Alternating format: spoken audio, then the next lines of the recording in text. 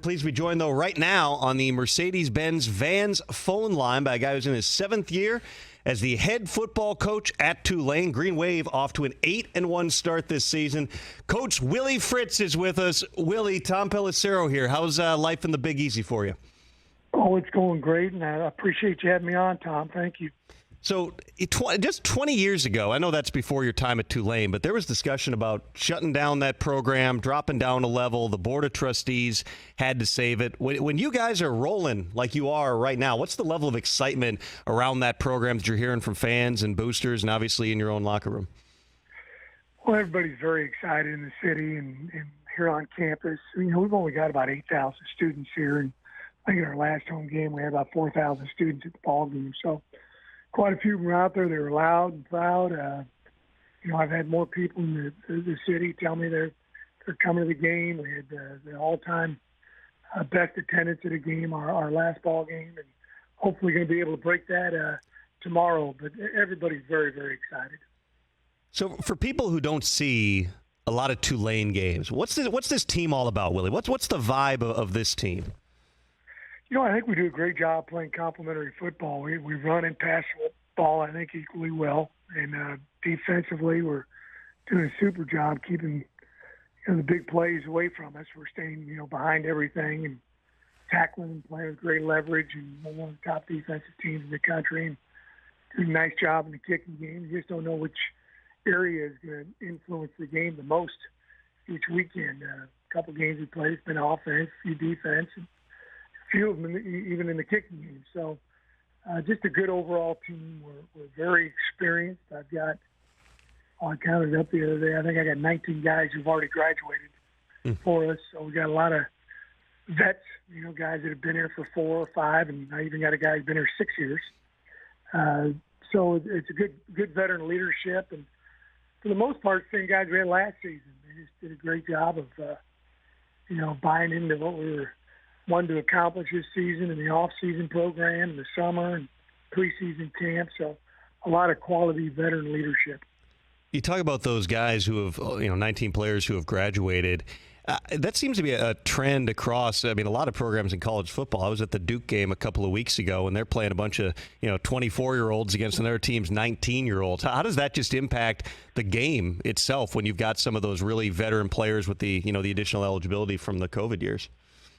Well, the neat thing is you get to know these guys even better. I think I've had 2 guys that have gotten engaged in the last month or 2 months that are playing for us, and you get to know their fiancés, and because they've been dating them for a long time. You get to know their families, and so it's great to have guys for a long period of time. That's probably one of the best things about, being a college coach is you're around guys for, 4 or 5 years most of the time. And, we've had some new coaches, so they've had to learn new systems. But another thing that I think is a plus for us, we're one of the top academic schools in the country. To sort of get in here, they've got to have proper academic, credentials, and that allows us to maybe be a little bit more complex, offensively, defensively, special teams, and I think that's helped us as well.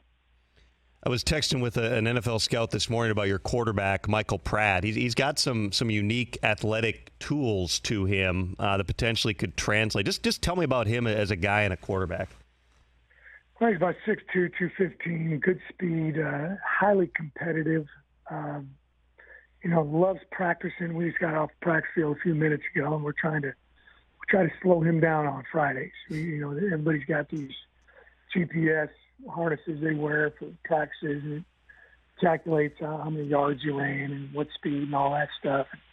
And we're trying to get him fresh for the game tomorrow, but he just loves getting out there and practicing and competing, and great servant leader for us. And I think he throws the ball very accurately, good zip on the ball, good touch when he needs to have touch, and he's a smart guy. He's an excellent student for us, and he's also got a great football IQ as well. Tulane coach Willie Fritz is our guest. You're 17th right now in those the college football playoff rankings. You're wedged in there between NC State and Texas.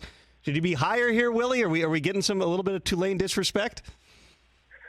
Oh, I don't know about that. We just we just need to keep being 1-0 every week, trying to get a little better. I think everybody's always trying to chase that elusive perfect game, and we keep pointing out to our guys, it's better to do it after a win than a loss. Hey, we could have done this better, that better, whatever the case may be. But there's a lot of football still left in the season, and I think we can play a lot better than what we've played so far. So that's what we're going to try to take a step in that direction tomorrow against UCF. This is such a unique time in college football with NIL and the way that that's impacting roster building. It's impacting recruiting.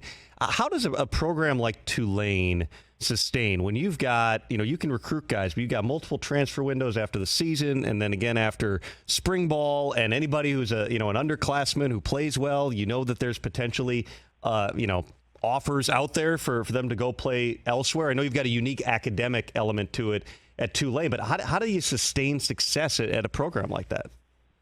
Well, it does help us, the fact that guys understand the value of the Tulane education. So they do, these guys may be close to graduating and want to stay and get that degree and be smart of them to do it. We're involved in the NIL, not as much as a lot of schools in the country. And we're fortunate that we've had a lot of guys who play football here have gone on to be very successful in a lot of walks of life. But, it is different. You just don't know what your roster is going to look like, every 6 months. And, we're very fortunate. We lost very few guys, even though we didn't have a real good season last year. We lost very few guys in the portal and actually got a few guys come back home. They've gone on to play football in other places and thought the grass was a little greener and found out it was only green, and they wanted to come back to NOLA. And so we did add a few quality players that were from the New Orleans area. How much of a sell is New Orleans when you're recruiting? I mean, obviously that's a great talent base in that area, but coming to that city, even though it's not, what people would think of as being a major program, how much of a selling point is the city? Big time. We sell three things to our guys. Number one, the opportunity to get a world-class education. Then we talk to them about playing big-time Division I football. This is a great conference, the American Athletic Conference. And then last but not least, you do the iconic city of New Orleans, right? And we show it off during recruiting. Sometimes people have only heard about some street that starts with the letter B. I can't think of it. Down there in the French Quarter. Oh, yeah, Bourbon Street. Now I remember. But, our guys very rarely go down there. This is a college campus. There's some places to hang around here. We're right in the uptown area of New Orleans. And, and guys, after they've been here a couple of years, they just really enjoy it. Our guys, you always do exit interviews with your players and they get done playing for you. That's one of my questions. Did you enjoy the city? Did you enjoy experiencing here? And by and large, our guys love playing for Tulane in the city of New Orleans. I was going to say, Willie, I mean, some things happen over there in the Quarter. Bourbon Street's, you can find a party any time of day, night, any day of the week. Do you have to have rules about exactly where guys are allowed to be around there? The French Quarter is a really vast area, and Bourbon Street's just one street on it. So our guys, go down there. I don't think they go down to Bourbon Street very much. At least I haven't ran into them much now.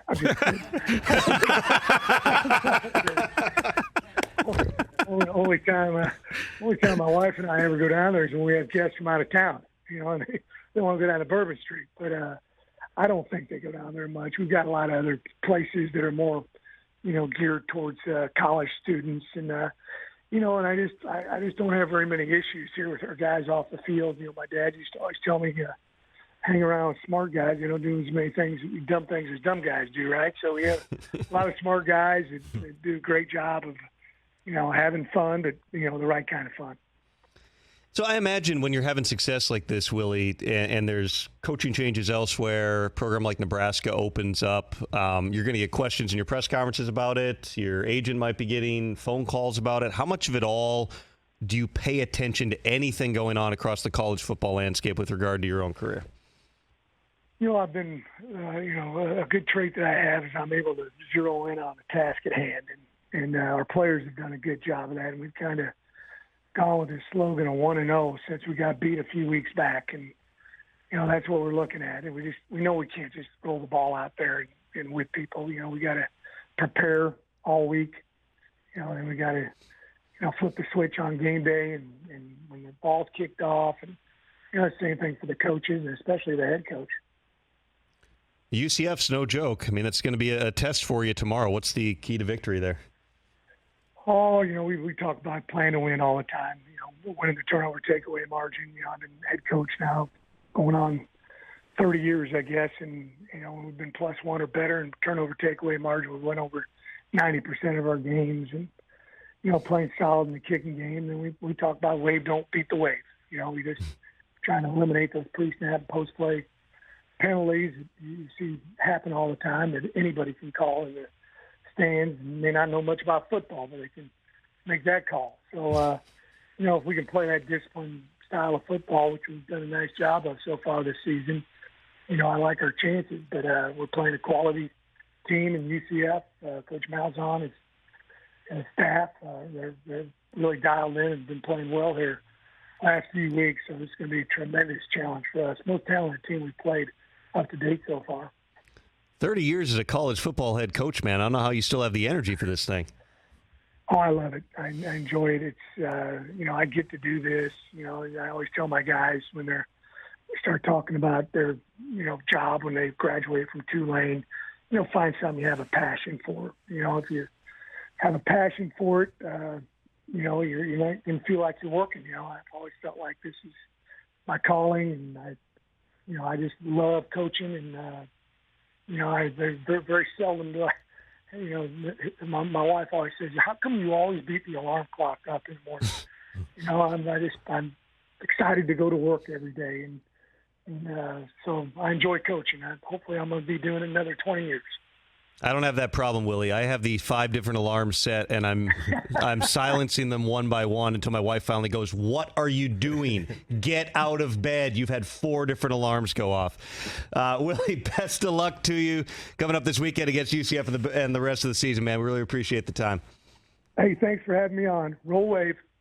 Roll Wave Roll. They're rolling. Take care, down Coach. there at Tulane. Catch the Rich Eisen Show every single day on the Roku channel, 12 to 3 Eastern, for free.